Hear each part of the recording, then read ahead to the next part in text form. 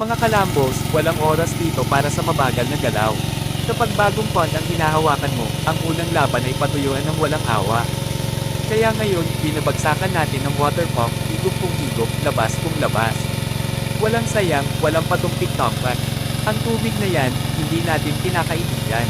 Ibinabagsak natin hanggang sa huling patak dahil ang putik na basa ay hindi magbibigay ng magandang simula sa mga isdang ilalagay mo dito.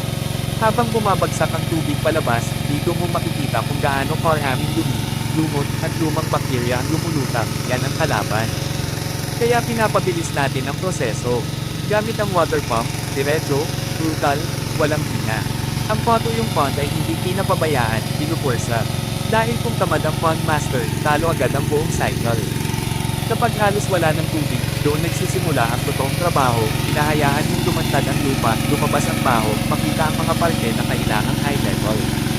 At kapag tirik ang araw, mas maganda. Init ang kakampi mo sa ganitong laban. Tinutulungan kanyang patayin ang natitirang mikrobyo at ihanda ang lupa para sa susunod na yugto, apog. Hindi ka mag-aapog kung basa. Hindi ka mag-aapog kung malambot ang lupa. Mag-aapog ka kapag alam mong handa ng lumunin ng lupa ang bawat pulbos. Kaya habang inuubos natin ang tubig gamit ang water pump, isip na natin ang sunod na galaw, ang pagpatay sa lahat ng bakterya, parasite, at eggs na ayaw gawin up. Brutal ang proseso dahil brutal din ang mga kalaban sa ilalim ng lupa.